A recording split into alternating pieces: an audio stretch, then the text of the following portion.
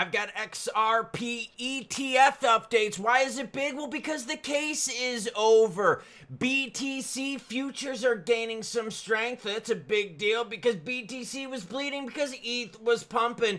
Speaking of pumping, we'll talk XRP price action along with Brad Garlinghouse. What did he have to say? Well, I've got that for you, and I say lots of naughty things, so here's your warning. well, we've got mostly green up on the screen, and I got my CAT scan results back. I've got something growing inside me, and it's not a baby. Now, Brad's got something juicy he's got to share with us. Don't worry, baby, I've got it for you at the end. We'll talk XRP price action and ETF updates. Why? Because the case is over. Now, before we get into the juicy news, you know the deal. Your comments come first. Why? Because you, the viewer, matter most. Oh, don't want to show you that. Bobby Bethea starts us off with some support. Thank you, Bobby. I greatly appreciate it. Says, thank you, Santa Claus. You're the man. Good day for us, crypto fools. That's right. Jerome Powell came early. Santa Powell came early. Dropped us some dovish comments. Now, if he actually cuts rates in September, the market will stay green. If he pauses, though, oh, what a Grinch move, my guy. What else do I got for you, Glenn Saccona? Glenn says rate cuts in September will be 25 basis points at best. It's better than nothing, Glenn. That's what he says. It's better than nothing. Ooh, took the words right out of my mouth. It's definitely not hot, spicy, or relevant. It's probably already priced in. I don't know, because you know what else is going to happen in September? We're going to have regs discussion. Dude, I think that's going to be even bigger than the rate action. All right, now here's what you got to pay attention to. BTC not moving as much as ETH. Now, check this out. Look at this. This is institutional inflows and outflows. Look at this. ETH had inflows of 337 million. BTC still had outflows. BTC has had 6 days in a row of outflows. Yeah, so players, the big players, are still rotated over to ETH. Other big market action, volume, juicy AF. So exchanges are making tons of money. Maybe they could use some of that money to pay for the thing they got to remove out of here. And the reconstructive surgery I'm going to need. Yeah, this is going to suck, SAs and SAs. I'll be all right, though, everyone. Volume, $252 billion. It's $250 billion right there. Altcoin season index, 52 out of 100. That's right, the alts are starting to roar. But first, Bitcoin future sentiment turns positive after 5 red days.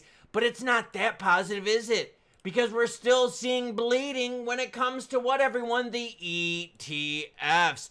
Bitcoin future sentiment turned positive on August 22nd after 5 straight red days, driven by improved funding rates and renewed institutional demand. This is all because of Jerome Powell. Notable institutional activity include Min Chang's group's planned 483 million BTC purchase. So, players are still trying to buy BTC and add it to their strategic reserves, but we're seeing now players gobble up what? ETH. And my bet is going to be that in the next several months, you're going to see players gobble up the alts. Because as soon as we get the regaronis, you jabronis, watch what happens to the alts. You think an altcoin season index of 52 is high right now? Just wait till you see me hit that bong later. No, I'm kidding. Wait till you see the alts after we get the regs. Now, crypto venture capital funding is happening, but this is nothing. These are small venture capital supports. The big venture capital supports are going to come when Jerome Powell lowers rates. Why? Because venture capital funding rates are dependent upon the Fed fund rate. And venture capital wants to get into crypto because they know they can make money on it, but they want the rates to come down. And I know it doesn't seem like a lot, 25 basis points. And even Glenn Saccona in the beginning said, it's only 25 basis points at best. Yeah. But then you add another cut and another cut and another cut on top of that. Before you know it, you got 100 basis points. That 100 basis points or even 50 basis points is a big deal because guess what? Venture capital, when they're doing 50, 60, $100 million buys into crypto, those basis points add up. The week of August 17th to the 23rd, shout out to my wife, happy birthday, baby, recorded 63 million in crypto funding across 13 projects. So it's not a lot right now. Why? Because venture capital is waiting for rates to come down. They've put their money on the sidelines and they're going to time the market. If you want to read about specific funding, I've got this and all my other articles linked in the description below. talk about Brad, and then let's talk about some ETF updates. I love it. Ripple CEO Brad Garlinghouse hails a new dawn as the Fed governors warm up to cryptocurrency. Yes, earlier this week I shared with you 2 Fed governors that are bullish on crypto. The first one, Michelle Bowman, said, yo, we want people at the Fed to be able to invest in crypto. She said, put the tip in. She's talking about crypto. I know you were thinking about something else. She said, put the tip in, start playing with crypto, and see what you think about it. She's like, no better way to learn about crypto unless you play with the tip. I tell my wife that all the time. She tells me, Klaus, that's not how it works. I said, Michelle Bowman said play with the tip. Maybe we should. Either way, Brad is like, yo, the Fed is like, look, we should get into crypto. A key development supporting this shift is the view of the Federal Reserve governors. Governor Michelle Bowman has recently encouraged regulators to forget their excessively conservative attitude. She promoted measures that would allow innovation in the industry. Governor Christopher Waller also changed his thinking. He stressed that tokenization and smart contracts are some of the blockchain technologies that should not be feared. He even said that banks that don't get into crypto will be left behind. His remarks indicated a shift towards a more appreciative attitude among policymakers towards digital assets. To this trend, the Federal Reserve has phased out its supervision program on crypto. This is big, everyone. So the Fed is shifting. What did Brad say? This is what Brad said. While many attendees at SALT have been in crypto for a long time, the change in tone on stage one-to-one convos from even a year ago is dramatic and very palpable.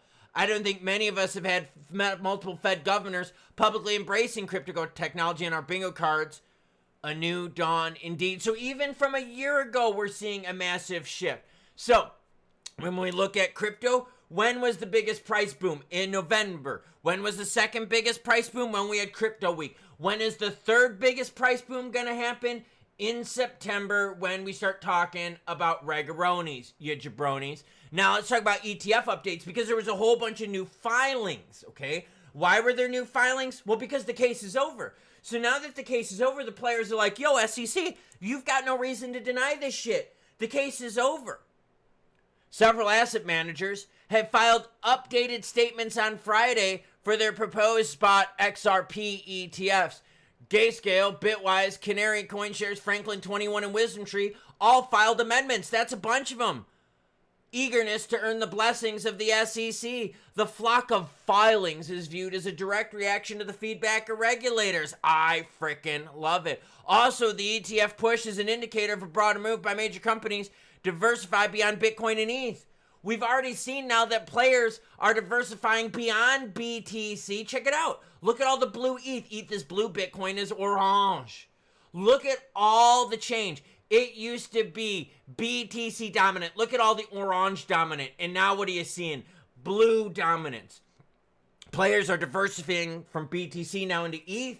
People are thinking that they're going to diversify then from ETH into the alts. Let's keep learning.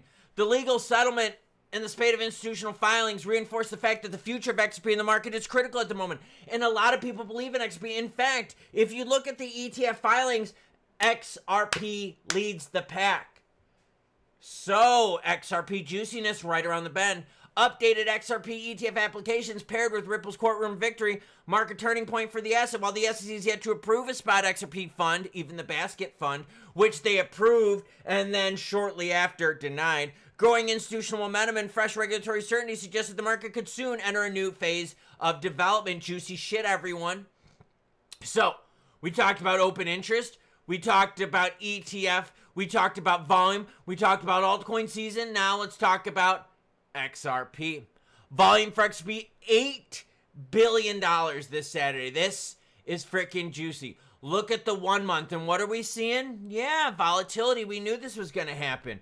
This is what happens with what, everyone? When you don't have regs, but when we're getting close. Now, over the last 24 hours, what have we seen? Pumperoni and Settleroni. We're still holding north of $3. Yeah, we're doing good, everyone. Go to the candlesticks. We're going to go to the 1 hour. Look at this candlestick right here. A low of 284 to a high of 304. I like that. I'm cool with that. I'm totally cool with that.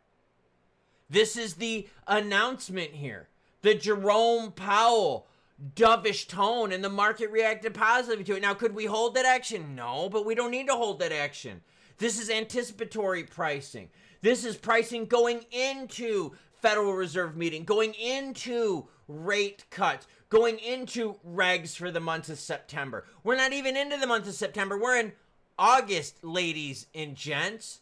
So if this is the action going into it, buy the rumor, sell the news, whoa, whoa, whoa. Does this mean that September's going to suck? No. September's going to be juicy. You've got the asset managers refiling for their ETFs. You got venture capital warming up to the idea of more money flowing. You've got Garlinghouse talking about, things are shifting even from a year ago. And you've got the market rotating from BTC to ETH. And you've got the broader market rotating from BTC to the alts. So now we're starting to see things happen. All we need is the regs and Jerome Powell to do his thing, and baby, we're gonna roar. So, August isn't over yet. It's still a trap month. Be prepared for more volatility because September is gonna be when the real juice happens. But right now, XRP is looking good. I know we're not at the highs of 340, 350, 360, but baby, we're still above $3, and we haven't even hit the juice yet.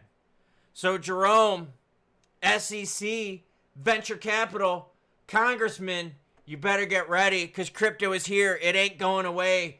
Give us those regs. Give us those ETFs or we'll vote your asses out. And yeah, I got my CAT scan results yesterday and I knew there was something in here. I just didn't know the damage was that severe. Oopsies. Yeah, they'll fix it. Whatever. But you know what's really cool? The fact that all these players are modifying their ETFs now that the case is over. The fact that venture capital is dipping the toe in the water, even though rate cuts aren't here yet, they're around the bend. The fact that the market, altcoins specifically, are roaring and we don't have regs yet. See, this is all anticipatory moves. This is the juice that we've all been waiting for. This is volume. $250 billion volume on a frickin' Saturday, everyone. A Saturday with nothing big happening on Monday, nothing big happening tomorrow. We don't have regs for at least a month. We don't have rate cuts for like 3.5 weeks. And yet we've got juicy volume right now. Players are playing the market right now. This is the exciting shit that we want. Now, that being said, if Jerome pauses, fine. Be a prick and pause. All you're doing is kicking the can down the road. Sooner or later, you got to cut rates because otherwise he risks damaging the economy. Now that sucks. Sorry, my nose is bugging me. There's something in there. Like I actually have like proof. I've got the CAT scan to show it. There's quite a bit of damage in here. That's not cool. They'll fix it. They'll fix it. Now, Jerome pauses too long. He risks damaging the economy. So he's forced himself into a corner and the market knows it. That's why the market is rallying green. That's why he was dovish yesterday because even Jerome Powell was like, I can't pause for too much longer because if I keep pausing, I'm just going to wreck everything and then I'm going to look like an idiot. So he screwed himself on that one. And with regs around the bend, yeah, baby, altcoin season index, 52 out of 100. This is juicy shit. Players leaving BTC and going into ETH. And ETH is like a quasi-alt. ETH is the blue-haired giraffe out of the group. It's not BTC. It's not an altcoin. It identifies as its own thing. So then once players are done with ETH, because then we get the regs in the alt, then players are going to leave ETH and rotate into the alts and bang. September, juicy. And then we're going to have rate cuts at the end of the year, hopefully. Oh, we're going to have ETFs at the end of the year. Oh, yeah, baby. This is going to be freaking juicy. Santa Claus is going to be coming down your chimney. So leave me some fucking cookies. Leave me some milk. Leave me a fat sack of granddaddy perp. Because after I get fixed, I'm going to be partying my ass up. In fact, I'm going to be in Guade in October partying. So expect the market to rally in October. Hell, I might book another vacation after they get this fixed. So crypto fans, this is what we've been waiting for. Jerome Powell backed himself into a corner. We've got regs. We've got rate cuts. We've got ETFs. We've got positive economic action in our favor for crypto. All juicy stuff. Fourth quarter looks spicy AF. Picante. mas picante, habanero, ghost pepper. Juicy goodiness. Choo-choo what? Well, I think we need to put the sign on for this. Oh, you're new to the video endings and you don't know what the sign is? Well, shit, girlfriend. Here's the sign for you. What does it say? Oh, you can't read because you're blind? Well, I'll tell you what it says. Wait, why are you watching a fucking video if you're blind? It says, choo-choo bitches. Look, see it? See it right there? It says it right there. Well, again, you're blind, so you can't see it, so I'll say it again. Choo-choo bitches. Right there.